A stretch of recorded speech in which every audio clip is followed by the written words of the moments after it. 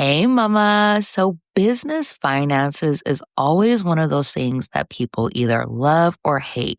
There's literally no in between.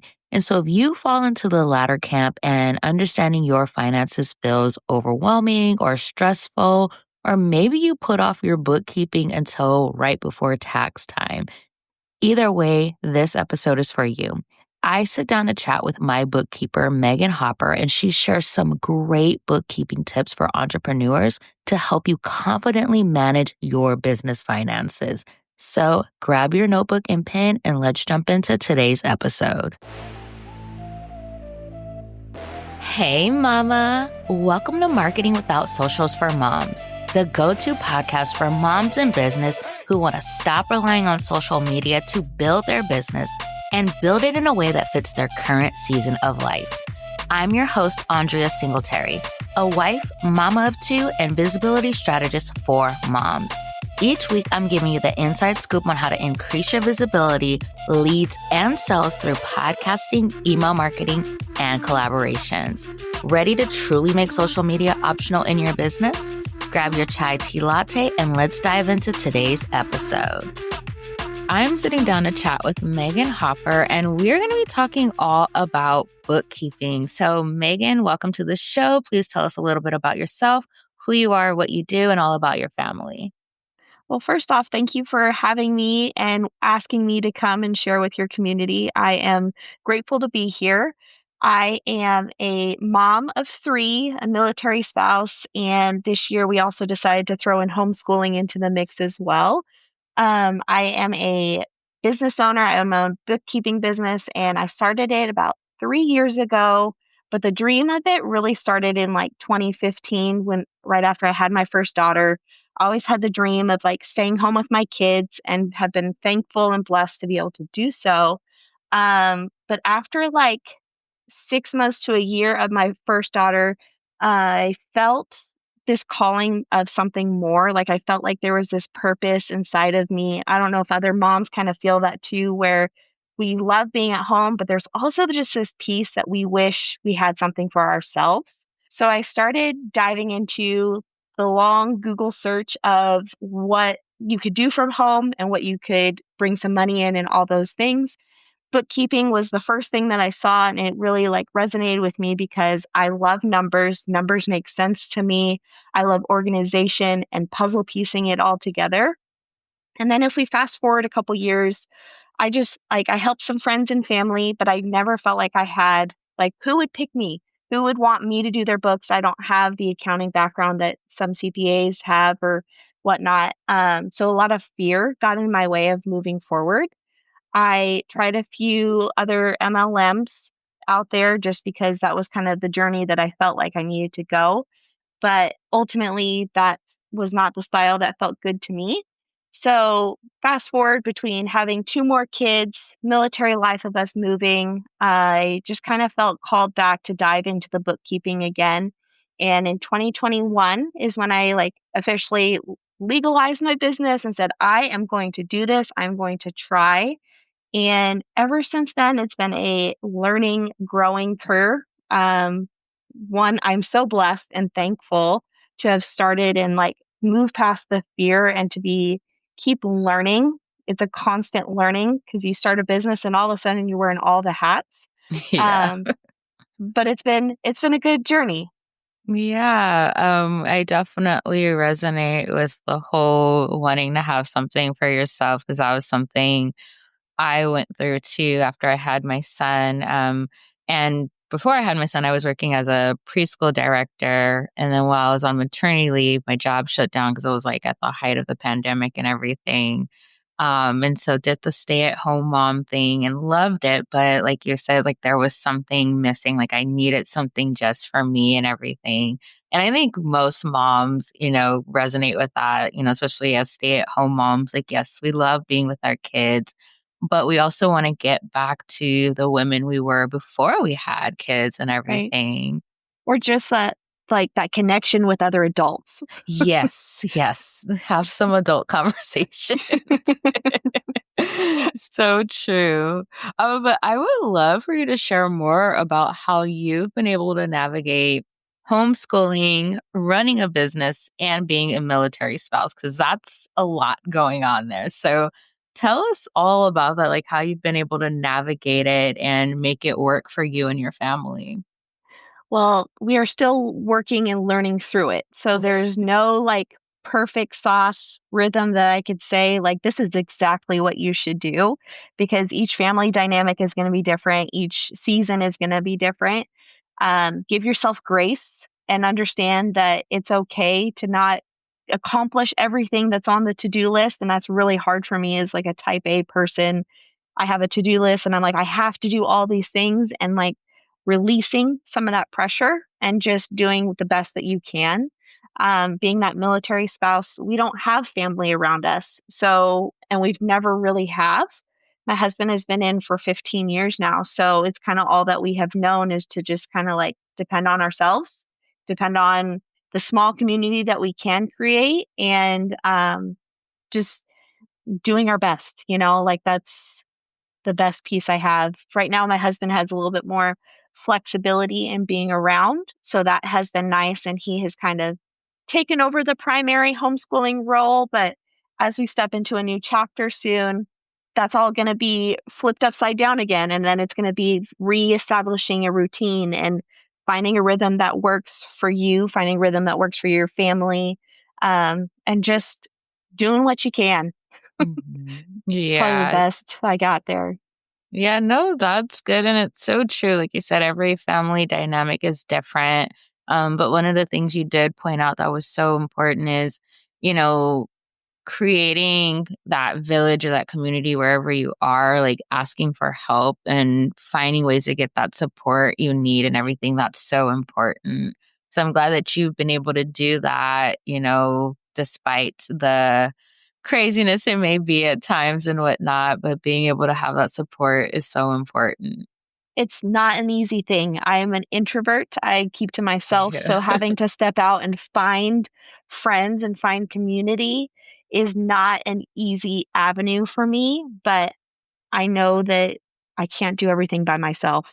Like life, business, whichever route it is, we aren't called to do life by ourselves. We aren't called to do everything all in our own power. So finding other people to help support, I think, is really important. Yes, I agree. So let's shift gears a bit and talk about bookkeeping. So we know as business owners, we need to be doing our bookkeeping, but tell us, why it's something we really need to prioritize in our businesses. I mean, I am a bookkeeper. So to me, bookkeeping and numbers is very important. I believe that your numbers tell a story. And if you don't know what your story is telling you, you don't know how to change the narrative. You don't know how to shift it. You don't know how to turn the page to a new chapter to open up that new journey because you aren't living and getting into the numbers. Numbers are also a like intimate side of your business, an intimate side of maybe your mindset and the fact that like it is really daunting to share your finances with somebody else. And it's also can be daunting for yourself to like have that eye-opening picture of like actually looking at your numbers. There's that fear of like not wanting to know them because you're scared what they're going to tell you instead of shifting that and understanding what they're telling you so that you can find other ways to increase your profits and understand that, hey, I'm overspending in this area. I had no idea because I wasn't paying attention. One of the biggest areas I find for my clients is the subscriptions just add up so quickly. It's so easy to do $9.99. Oh, it's only $12.99. Oh, it's another $10.99. And you all of a sudden you have all of these subscriptions that you're paying for monthly, and you're probably not utilizing them to the fact that they are worth or taking that look at them and like, I haven't even used that subscription in months and I'm paying for it. So when we are paying more attention to what is actually coming and going into our business, we have those opportunities to shift the narrative and to like look at hey, I'm not using that. I just could add $12 back to my monthly net profit because I can cancel that subscription. And while $12 may not seem like a big deal for that 1 month, over time that's going to compound and it's going to make a big difference. Yeah. Yeah, that is so good. And it's so true. Like, I think, like you said, it's that mindset piece and just that fear, like I'm doing something wrong or whatnot. And so many people take that approach where I'm like, they're like, I'm just going to ignore it. I'm not going to look Yeah, at it and everything. But it's true, we have to look at our numbers, especially like you're saying about the subscriptions. Like those can get out of hand very quickly. Like I personally just went through a deep dive and just canceled so many subscriptions and whatnot because it's like yeah, I hadn't utilized them in a couple months or so. I'm like, well, I don't need to be paying for it if I'm not using it. Um, exactly. yeah. So kind of like keeping with this topic and everything, when many business owners think about bookkeeping, they do feel overwhelmed. And so what tips do you have for simplifying bookkeeping or at least making it more manageable or not like this dreaded task or whatnot? Yeah. So the first step I want to encourage you, if you are not already doing, is open a separate business account. Stop mixing the personal and the business expenses together because you will thank yourself later and your future bookkeeper and CPA will also appreciate you. It's really easy when you start this business to be like, well, I already have this account. Like, I'm just going to let it like funnel in here. But even if it's just a separate checking account to start, like separate those funds and just use your business funds for business the best that you can. The next tip that I have is set a money meeting with yourself once a month. I recommend around the 5th of every month because usually by then all of your bank statements will have been dropped. Look at your bank statements. Look over the expenses, look over the income, verify the income that you think that you brought in your head is actually on your bank statement. Because I think a lot of times we're like, oh, we had a 5K month and then you look in the bank statement and you think that you should have $5,000 still in your bank account. That's not how it works. You have to there's expenses that come into it and but verifying that the money that you think is coming in your head is actually like the amount that you earned that month, focusing and just having some kind of like 30-minute meeting with yourself once a month and looking at your numbers. Now, every business is in different levels of support. If you can manage it all within a spreadsheet yourself, and during that meeting that you set for yourself, you go through and you put everything into that spreadsheet, great. You could also be in an accounting software, which is an added expense. It's an added headache sometimes when you don't know what the accounting software is doing or how it works. So it gets even more of that retraction feeling. You get more negative about getting in and looking at your numbers because the software is overwhelming. So if you are at a stage where you are doing your own bookkeeping, find a system that works for you and then just continue to do that. And if you're at a stage where you're like, this is not for me, I don't understand it, then it's time to look for an option to outsource and finding that support that can help you in a way that helps you to understand your numbers better. That's kind of like my guideline. If you're balancing yourself, you'll feel good about your system, great. Keep at it. If you avoid it completely, you have no idea, it is not something that brings you joy, that's kind of the time to start finding support. Got it. You had mentioned something about like you mentioned a bookkeeper and a CPA. What is the difference between the two and do we need both? Are there like should we choose one over the other? Like talk to us about that. I am a big believer in team and having support in different areas and having support from somebody who specializes in a specific skill. There are plenty of CPAs that also do bookkeeping. Um, and there are some bookkeepers who are CPAs who only do the bookkeeping. My The biggest difference between the bookkeeper and a CPA, if we're just looking at what they do, is the bookkeeper is the organization of data. We put it all into readable reports for you, easy for the CPA to then take the data and use that to file your taxes or to create a tax strategy, a tax plan to reduce your taxes in the coming years. So the bookkeeper is kind of somebody who is more in the details. They're in your books every month.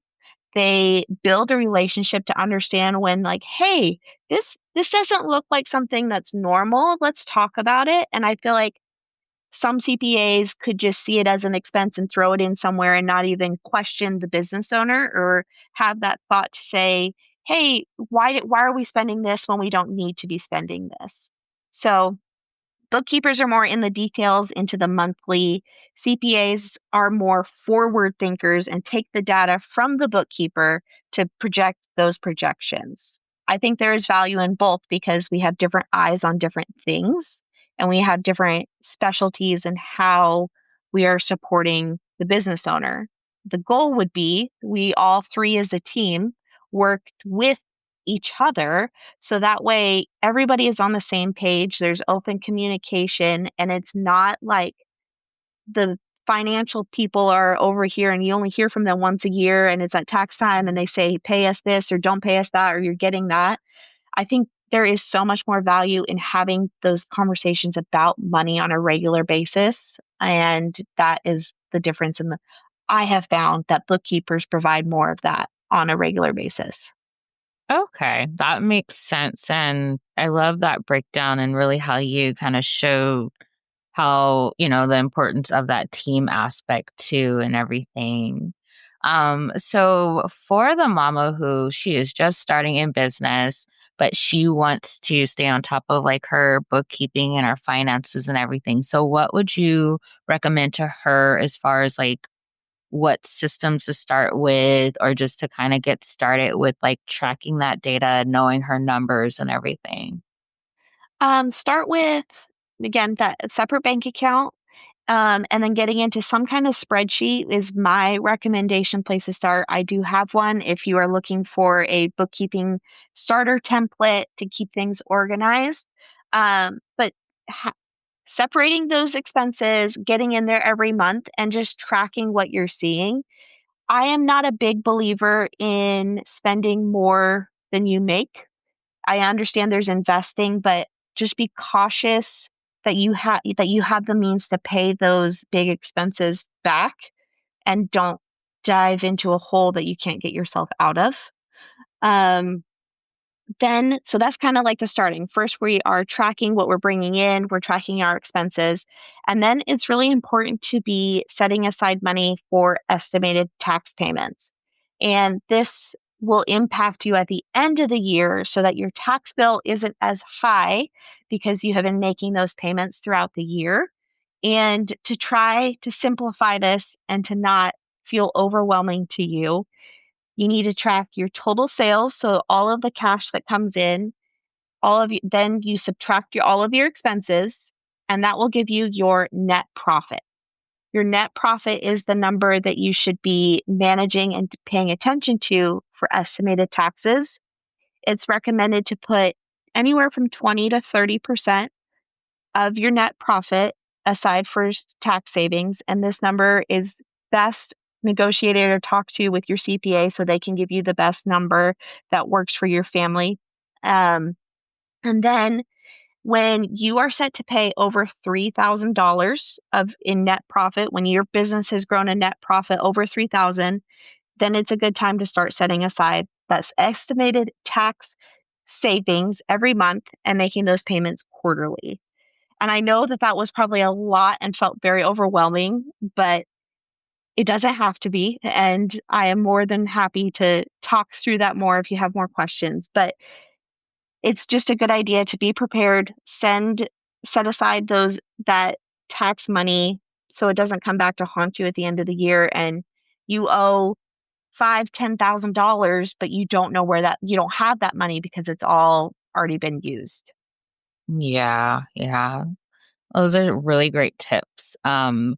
So, kind of talking more about like doing your own bookkeeping and everything, what are your favorite bookkeeping tools? Because, like, we know there's QuickBooks, there's Zero, there's Wave, there's so many different options and everything. And so, what do you typically recommend? I prefer Zero out of those 3 options. I do work in QuickBooks, but QuickBooks is very expensive in my opinion. So if you are just starting, it's not a cost saving best option, even though it's the one that is the most known. Zero works really well with Stripe and PayPal. And I think now in the online business space, those are two of the highest like payment processors that I see. And I don't feel like they work as well in QuickBooks. I have worked in Wave a little bit, and Wave is a free option and it is an option that can be used to start. I have found that Wave doesn't discourage the personal business mix as much, and I am like a big separate those, keep them separate. I will say don't get into QuickBooks Self-Employed. That one is the worst one out of all the QuickBooks you could choose. Simple Start would be the one if you're going to go the QuickBooks route, but Zero is much more user friendly for the Stripe and PayPal transactions and provides the same level of reports, if not more, than QuickBooks does. Okay. So do you have any other tips for us when it comes to bookkeeping, or even if we're thinking about like outsourcing bookkeeping, like things to consider as we are possibly hiring a bookkeeper and everything? I would just encourage if you are ready to hire that bookkeeper to know that we're not coming from a place of judgment. We're not coming from a place of like, your books are such a mess. I don't even want to look at them. Like, there's no judgment coming in that direction. It is taking our eyes that specializes in knowing what the numbers are doing and turning it into a way that you can understand them. And I think that a lot of time there's that fear of even starting with a bookkeeper because my books are such a mess. Oh, I don't even know type of responses that I get. So just know that we're not here to judge you. And if you're being judged by a bookkeeper, there's other bookkeepers out there that can help you not feel that way. But having quick, another good thing would be your bank statements that we've talked about, having a bank that allows the bookkeeper to get in and pull those reports for you. So that way, you are as hands off as possible. Good communication, being open to hearing any advice that we have that we can share, and just keeping track of like any transactions, receipts, anything that isn't done in that bank account so that they can be added to the software. Okay, those are some really good tips. So, one question I like to ask my guests is, who is one coach or mentor who has had a major impact on your journey as an entrepreneur? Ooh, well, I have definitely invested in a bunch of coaches in my journey. Um, and I would say the mentor that I have looked up to the most is Lorianne Kuntz. She is a bookkeeper. She's like a year or two ahead of me. I have worked with her as a mentor.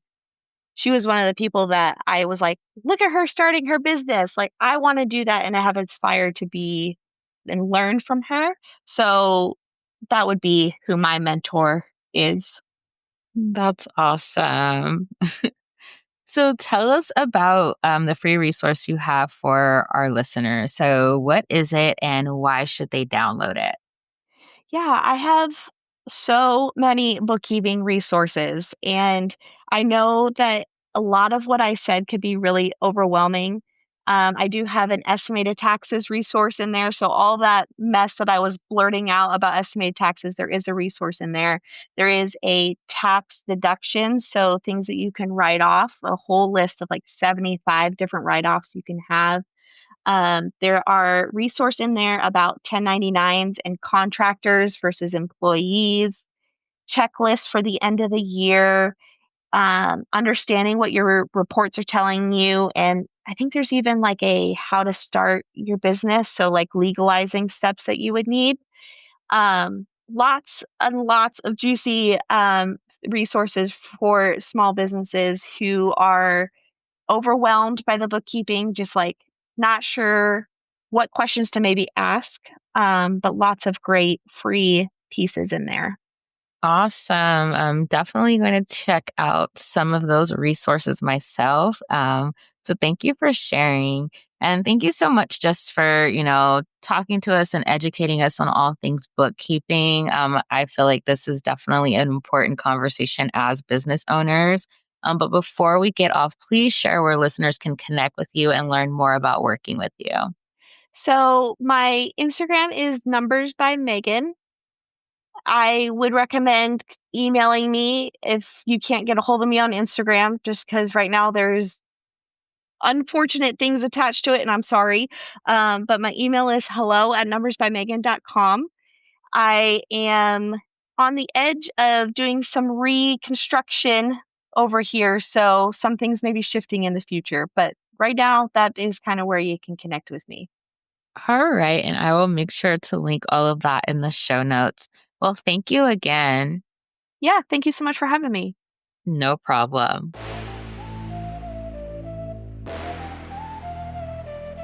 Hey, Mama. Thank you so much for taking time out of your busy day to hang with me. I would love to keep the conversation going. So head to mamaturnedmompreneur.com/marketing without socials to join my email community. I share even more tips and strategies for building a business that doesn't rely on social media and one that fits your current season of life, as well as more behind the scenes of mom and business life. All right, Mama, that's it for today, but I'll catch up with you again next week.